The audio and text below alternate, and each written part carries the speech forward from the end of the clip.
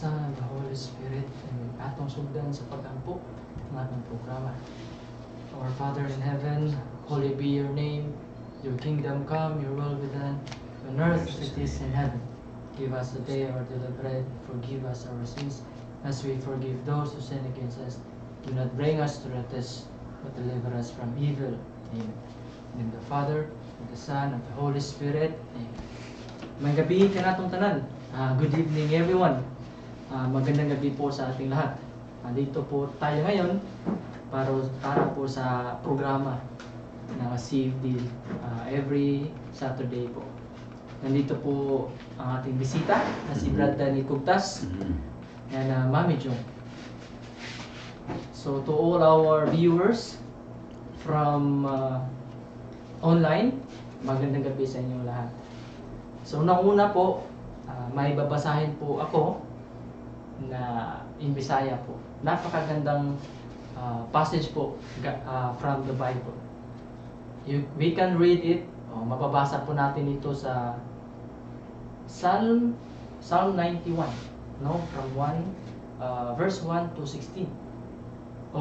Kini mo'y nakasulat.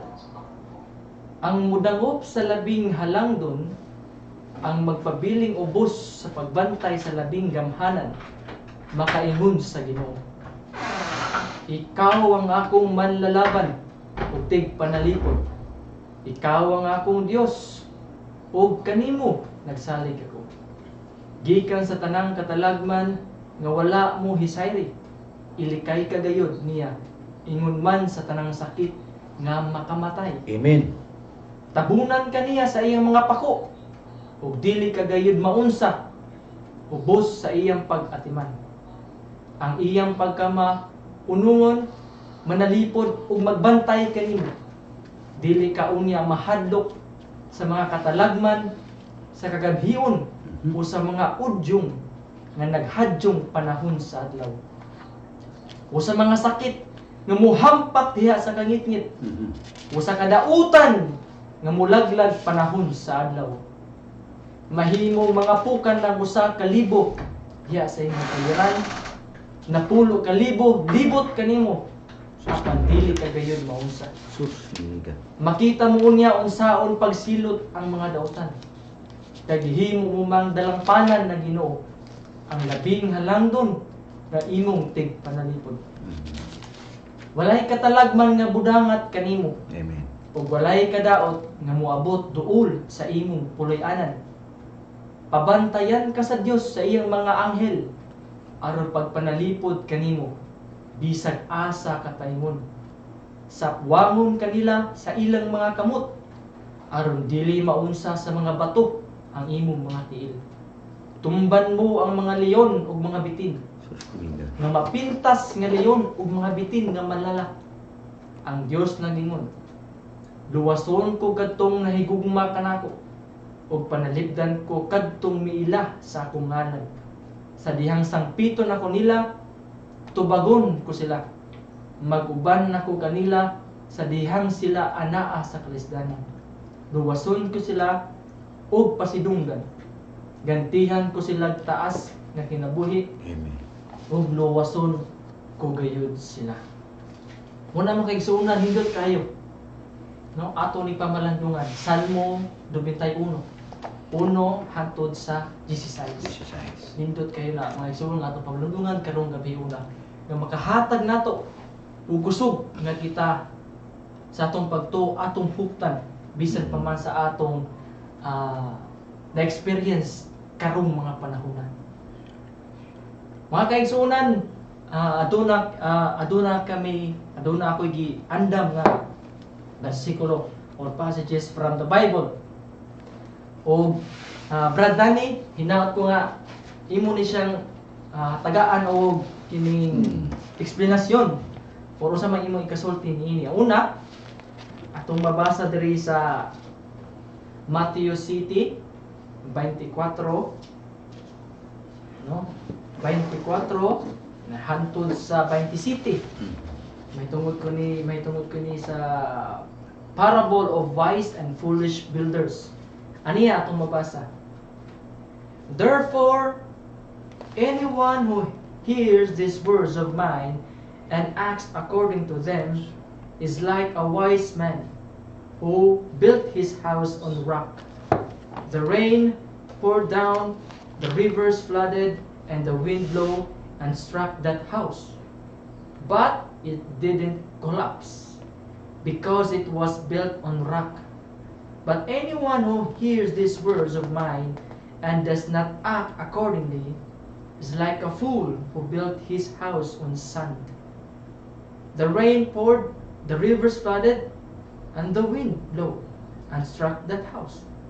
It collapsed, and what a terrible collapse that was. So, Brad Danny, kung sa man ang imong ikasulti nining unang passage gikan sa Biblia, Matthew City, 24 hangtod sa 20 City. Nagisgot ka na sa pagtuos sa matag usa kanato. Labi na kay kini atong nasod gila nga Christian country.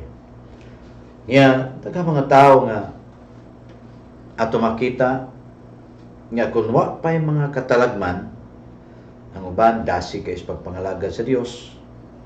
Daw ang ilang pagpangalaga sa Dios mura bay way sambog sa kalipay, sa kasadya, ngilang bation tungod kay alang kanila ang pagpangalaga sa Dios way mga tunok.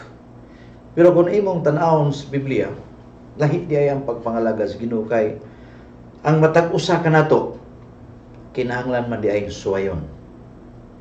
Meaning ang atong pagtuo nga to sa Ginoo dili lang sa kasadya kundi uban pud sa kasakit. Kay ang kasakit mao kanay kasagaran nato banung nga kun na kay kasakit naapoy kalipay. Unya sa pagpangalaga sa Dios dili lunlon kalipay. Meaning nga doon po'y kasakit. Kay kini kasakit usahay ato na matagamtaman kung kita nagsunod sa kabutuon sa Dios. Naay mga tao nga sa ilang pagpangalaga sa Dios, moabot na gining kasakit, ang uban mamiya. Ang uban dili na mo padayon. Tuod kay alang kanila way lami. Kay alang kanila ang ilang mamatikdan kung mangalagad sila sa Dios kanaging way kasakit. Sama ko na panahon ni Job. Nga sa diha nga si Job nangalaga sa Ginoo, gisulayan man to sa Ginoo, pinaagi ni Satanas. Niya ang tanan nga naa ni Job nangawagtang. Gani sa katapusan mga adlaw ang iya ng asawa mo ini sukmat kaniya og mingon, Job, kanang imong Dios nga gilagaran wa nay hinungdan, biyahe ka na. Ron sa may gitubag ni Job. Ngadto siyang asawa nga mo ay gigamit ni Lucifer aron ang iyang pagtuo kapag ubiya sa Dios. Kay kadto si Job, ningon man siya sa iyang kagalingon nga bisan unsay may tabo, dili ko motalikdan ang akong magbubuhat. Nya usa may nitabo sa Job kaniadto, ang iyang kaugalingon nalukop sa nuka nga bihan, grabe kasakit. Pero sa diha nga ang iyang asawa sa katapos sa higayon nga ningon nga, Job kanang imong Dios balikasa ka na. Unsay gingon ni Job ngadto sa iyang asawa, maayo ka man di ay. Sa Dios kung madawat nimo ang mga butang nga maayo. Pero kung dunay kay mga butang nga dili madawat, dili mga butang nga dili maayo, dili ka kamaong magpasalamat ngadto sa Dios. Buong pasabot ni Job, mamaayo man o dili maayo moabot sa imong kinabuhi, magpabilin ang imong pagtuo diha sa Dios. Bisan unsay mahitabo, bisan tiunan pa ka diha sa suwap sa kamatayon, bisan libutan pa ka sa coronavirus, ang imong pagtuo dili matandog tungod kay ang imong kagalingon imo namang gisurrender ngadto sa Dios. Unsay gibasa sa atong igsoon, Salmo 91:1 ngadto 16. Daw atong ingnon mahigala nga kun iya ka sa Dios hapon ugakson kaniya aron dili ka matumpawak sa kadautan. Amen. Pagkanindot sa mga saad sa Ginoo. Nga bisan gani mga apostoles kaniya to, mauman usab ang nitabo. Gilakaw nila ang ilang pagtuo, oh yes, dunay kahadlok sila. Pero ang kahadlok dili babag sa ilang pagpadayon. Ngadto sa pagsubay sa kabubuton sa Dios. Kaya ingon sa Pablo, mamatay man kami, tungod ka nangalagad pa sa Dios, ang kamatayon, kauban o kadaugan sa Kristiyanos. So ang kamatayon may galak kung atong hitagbuan, ayaw ka malaka. Nga naman, dunay saad ang Dios nga luyo sa kamatayon. Ana ang ganti, ang kinabuhi, ang katapusan nga diin ihatag sa Dios kadtong kinabuhi nga wala nay kamatayon. Muna nga, kung kita alagad sa Dios, himuon nato atong kaugalingon diha sa mga matas katawan nga wa mga alagad sa Dios. Himuon nato atong kaugalingon sa matas katawan nga dili paandar unta. Himuon nato atong kaugalingon nga ehemplo nga sulugoon sa Ginoo nga atong pagtuo makita as uban nga bisan suwab sa kamatayon dili ta mo atras. Kay kung ining panahon na karon ang inaunta kitang magpakita sa atong pagkatinud-anay nga sincero sa pag-alaga sa Dios, sa atong pagka-leader sa atong simbahan, atong ipakita nga bisan sa suwab sa daghang mga hulga sa kamatayon sa kinabuhi, mutindo kita tungod kay dunay tay paglaom, tungod kay nga atong Dios nga galigaran nagsaad kanato nga dili ta itugyan sa kadautan. Nagtuo ta nga dunay Dios, nagwalit ta nga gamhanan ang Dios. Niinsinggit ka nga way imposible sa Dios, karon asa naman ka? Hinuktukin ang giingon nimo, gamhanan ang Dios, way imposible sa Dios, pero karon asa naman ka? Dili makita na to ang gahom sa Dios imong giwali, tuod kay ikaw nagwali, nibati kag kahadlok, mikur ka, mitago ka. Makita ba ang dalagway sa Dios sa imong kinabuhi? Makita ba ang bayhon sa mga apostoles nga nag-una ka nato nga ang ilang kinabuhi gihalat bisan pa man sa kamatayon ilang nasayran, wa sila muhunong o tinuod ganoon sila kahadlok, pero ang kahadlok dili babahag silang pagduo sa Ginoo hangtod na humani ang gibuhaton. Ug sa ilang pagtapos ilang gibuhaton, unsa ilang nani? Kinabuhi nga walay katapusan, uban sa Dios nga nagsaad kanato bag-ong kinabuhi. Coronavirus lang, nikurog ka. Kaya nahadlok kang mamatay, nitago ka. Usa ka ka-leader sa simbahan, pero sa imong pagka-leader, wala mo ipakita nga tinuod ang gahom sa Dios sa imong kinabuhi. Ang imong ipangwalay ng Dios gamhanan, dili makita sa imong kinabuhi, o dili mabatyagan sa uban, kay mismo ikaw nga nagwali, nitago ka. Dapat mo nanta ng panahon nga bisan sa suwab sa kamatayon, ana ka, nag-guide ka sa imong mga kaubanan o mga membro. Kay ingos Biblia, Brad Jubilon, ang tinuod nga magbalantay, andam sa pagpakamatay, alang sa iyang mga karnero. Asa naman ang atong tinuod nga magbalantay? Ako subo kay ko, Brad Jubilon, kaya ang templo sa Dios na imong mamingaw, nawaaw sa pilalang kaadlaw tungod sa hulga sa coronavirus. Ang atong simbahan kaniadto mubagting sa lingganay sa panahon sa kabuntagon. Aron mga Kristiyanos manimba diha sa balay sa templo sa Dios. Pero karon ang atong simbahan nagmingaw tungod kay ang rason nahadlok sila nga mataktan og coronavirus. Wa ba ang gahom ang Dios nga makapatay sa coronavirus? Iyon na ang kasulatan, way imposible sa Dios nganong nahadlok kita sa coronavirus. Kung kita Kristiyanos, atong dawaton kung kita gitugot sa Dios nga mamatay ta tungod sa coronavirus, apan way iksapayan ka nato kay dili ka na makapatay sa atong kalag. Ingon sa Biblia, hayaw kahadlok kaya makapatay sa lawas, pandili makapatay sa kalag. Kahadlokin niyo ang Dios, nahadlok mo sa coronavirus pero wa mo mahadlok sa Dios.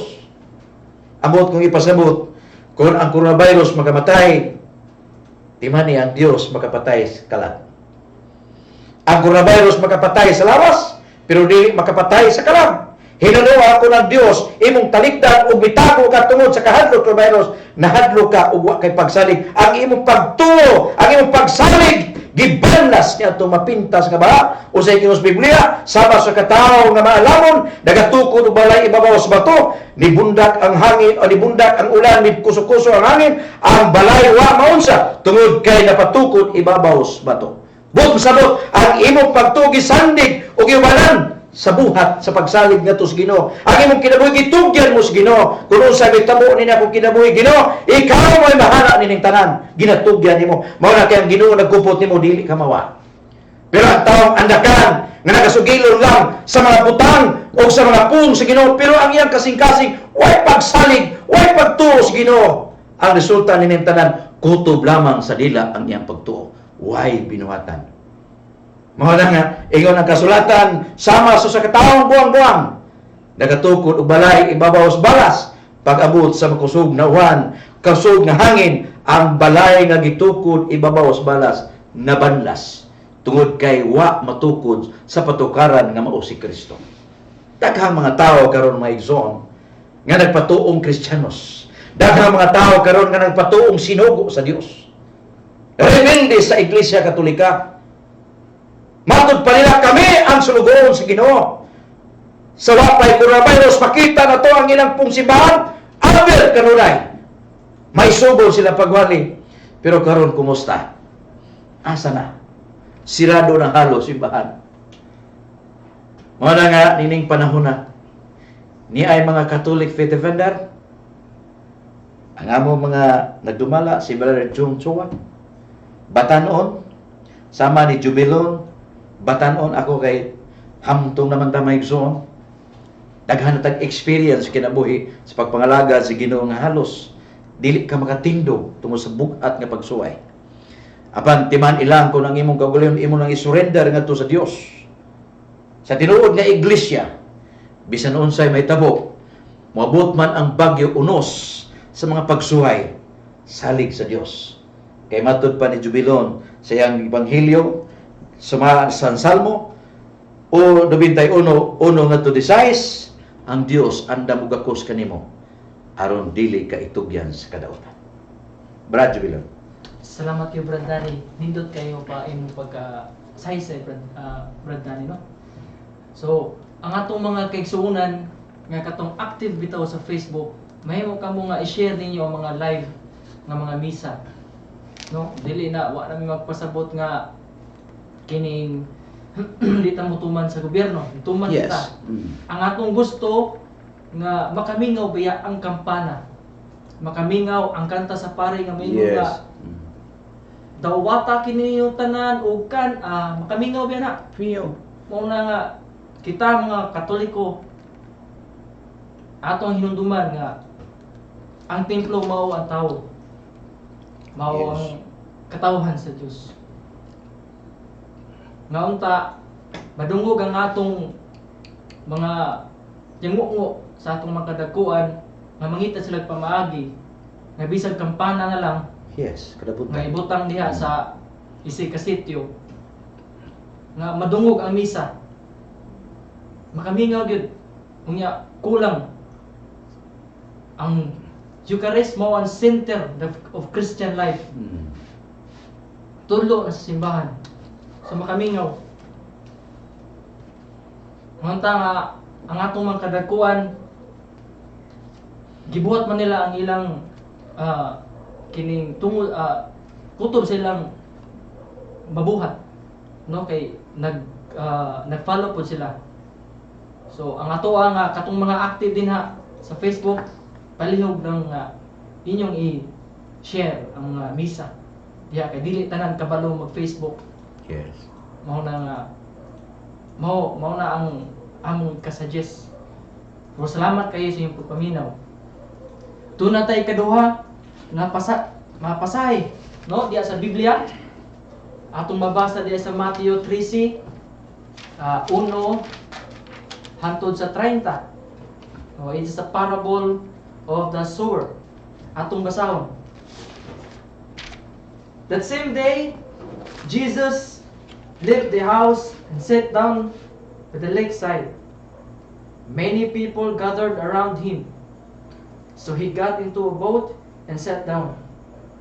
But a crowd stood on the shore, and he spoke to them in a parables about many things. Jesus said, "The sower went out to sow, and as he sowed, some seeds fell along the path, and the birds came and ate them up. Other seeds fell on rocky ground, where there was little soil, and the seeds sprouted quickly, because the soil was not deep. But as soon as the sun rose, the plants were scorched, and they withered, because they had no roots. Again, other seeds fell among the thistles. And the thistles grow and choke the plants. Still other seeds fell on good soil and produce a crop. Some 100-fold, others 60, and others 30.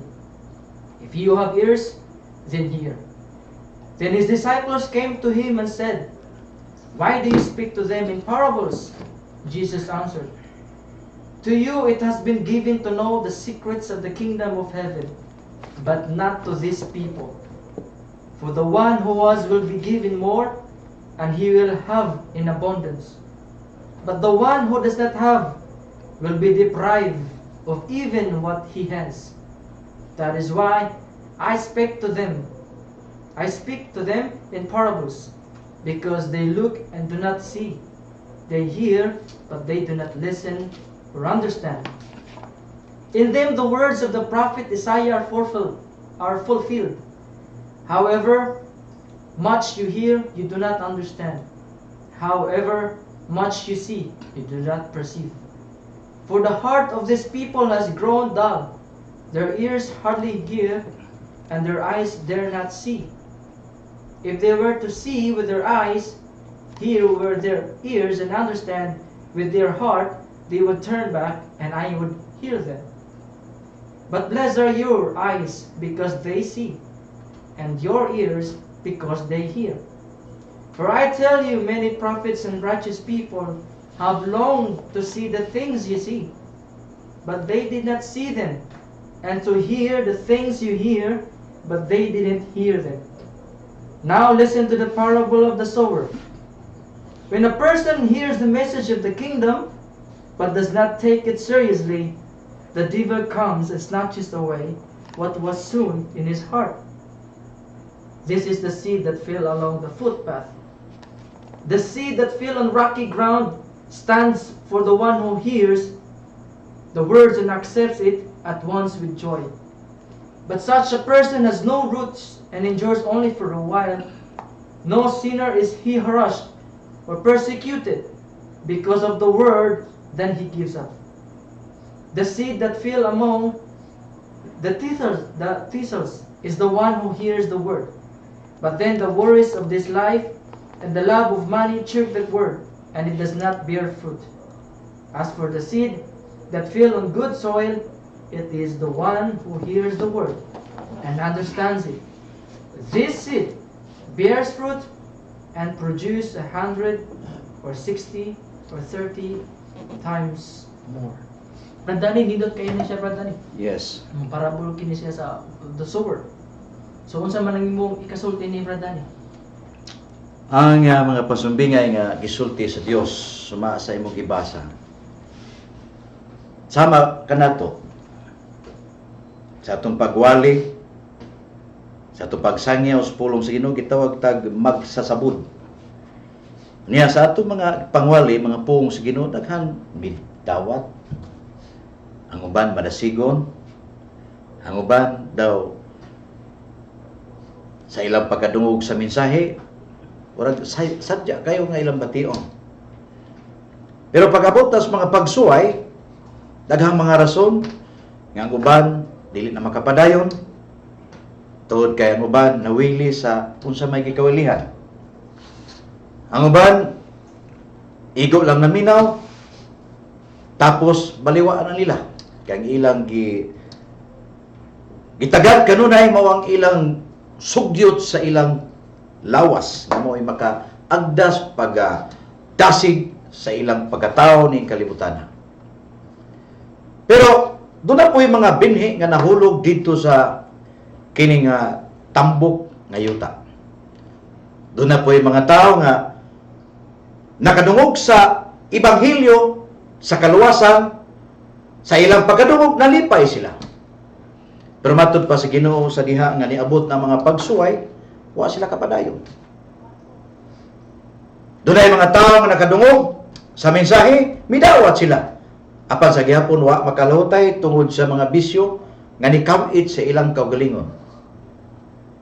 Nya doon ay mga tao nga nidawat sa puong sa Ginoo. Kabisan sa mga dagkong mga pagsuway tungod sa ilang kaugot sa pagtuo ngadto sa Dios.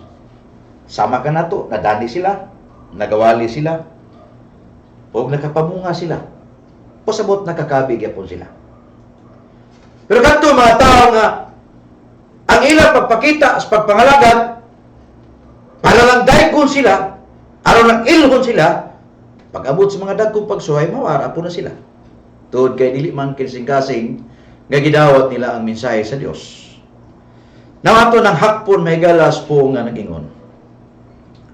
Katong upadayon ngadto sa unahan, madawat niya ang unsa may gisaad sa Dios. Doon ako'y pa istorya. Gingon si Ginoo ngadto sa tulo. Kinsa gani ang makaluhutay pagpas-an ning krus dito tumuis bukid, mao'y makaangkon sa akong mga saad o kinabuhi uban sa kalipay. Mao'y makaangkon ni atong paraiso nga akong gisaad og gibuhat alang kanila nga makalahutay pagpas-an ning krus padung nga tumuis bukid. Si Pedro atulangan o si Pedro ug si Juan nagdungan og pas-an. Samtang si Pedro nagpas-an magila kapilas siya palukapa. Apan mibangon siya ug gipas-an gyapon niya ang krus aron iyang ginahuna nga kung maabot lang kun ining tumuis bukid kadtong mga saad sa Ginoo akong pupuon. Nalukapa pagay si Pedro di bangon gyapon siya. Og si tinuod man sa katapusang ginhawa ni Pedro nakaabot sa bungtod nga nagkagidlay mahigala puno sa kagutom o kakapoy. Pag-abot sa tumuis bungtod nakuyapan siya. Nakita ni Juan kadili lalim ang pagpas-an sa krus kay nakita niya sa kapila matuali si Pedro nga nagpas-an sa krus. Mao to iyang ginahuna nga kining krus nga akong gipas-an ilisdan ko kini og dili tinuod na krus. Unsa iyang gibuhat? Nangita siya mga gaan nga butang sama sa mga karton, gipurma niya krus. Sa dihang gipurma niya krus, wala siya batiag kakapoy. Nga naman, tungod kay iyang gipas-an na krus, dili tinuod na krus, kung dili karton. Pagabot dito sa babaw, niyatumpang sila sa Ginoo. Ningon sa Ginoo nga tong Pedro, Pedro, nasayod ko sa imong kabudlay, kakapoy. Sa imong gilatas, pagbaktas, padung ining kaluwasan, sa mga saad nga akong gisaad kanimo, dawata kining akong gingarian. Si Pedro mahigilas iyang kakapoy, gipulihan o grabing kalipay. Tungod kay ang saad sa Ginoo iyang nadawat. Pero sa dihang ang Ginoo nilingi na ni Juan. Ningon si Juan, nakita ako ang imong pagkabakakon o ang imong pagkamini. Dawata kining paraiso.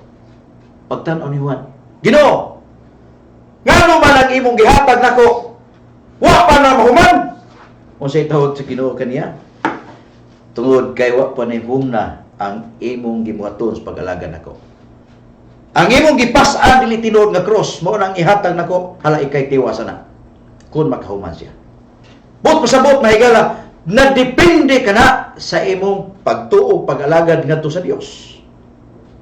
Nga sa imong paglakaw sa dalan sa Kalbaryo, nga kalawasan imong tutukan, imong nanawon kanunay nga ang mga butang sa kalibutan lumalabay lang ni.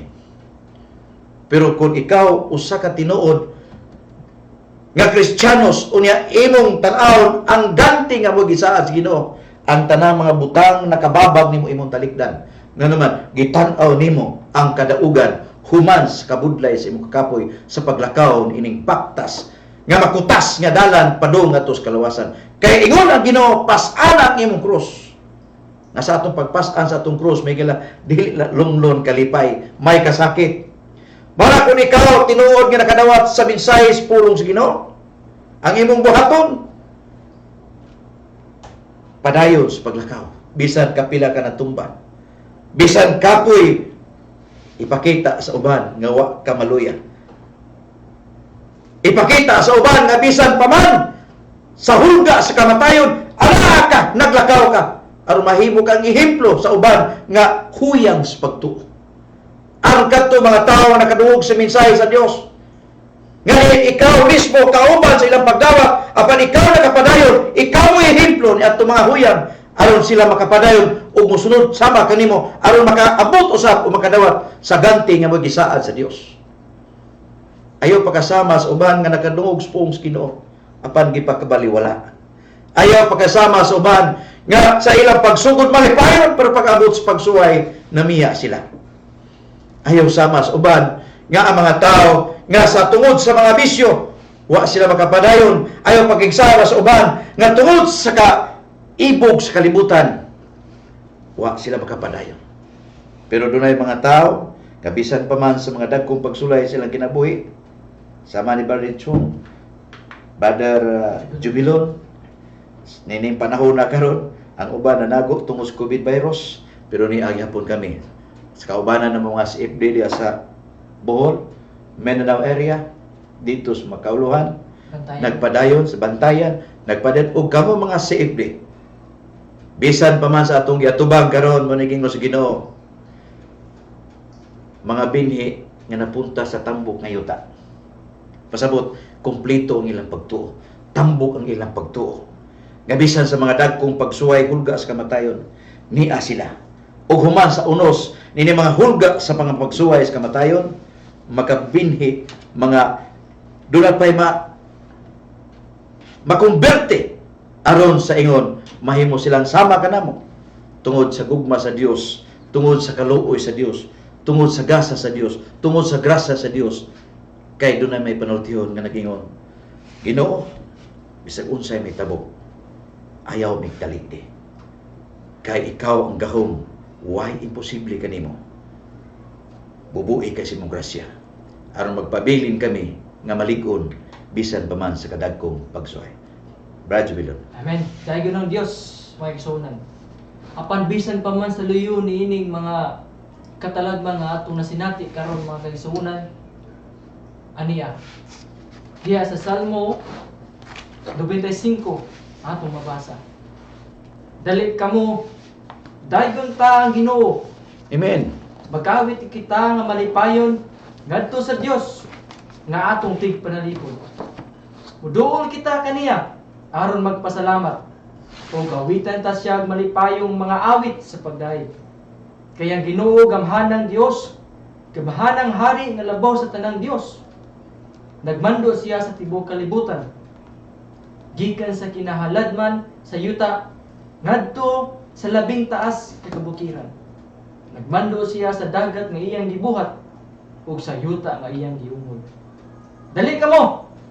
Mangyugbo kita ug musimba kaniya bisan sa iyong panimalay, no? Ug sa rasa mo. Pagluhod kita tubangan sa Ginoo nga atong magbubuhat. Siya ang atong Dios. Kita ang katawhan niya nga iyang giyatiman. Ang panon nga iyang giyamuma. Pamatiya karon ang iyang gisulti. Ayaw pagahia ang inyong ulo sama sa iyong katigulangan. Dito sa Meriba, ingon man dito sa Kamingawan sa Masa. Dito gisulayan nila ako, bisag nakita nila ang akong gibuhat alang kanila. Sulod sa 40 ka tuig, wala akong malipay ni atong mga tawhana. Mingon ako pagka masupilon nila. Nagdumili sila pagtuman sa akong mga sugo. Nasuko ako og nanumpa. Dili gayud kamo makasulod sa yuta nga ako papahulayan kaninyo. Papahulayan kaninyo. So magigsuunan, dili ta maggahi-gahi sa atong ulo. O karon atong hinuktukan na kita mamati. Salamat kayo mga igsuunan. So thank you for watching Radio of CFD Cebu. Please like Facebook page, like and share CFD Cebu. Please don't forget to share. Bisag di na mo like, but share lang, okay ra.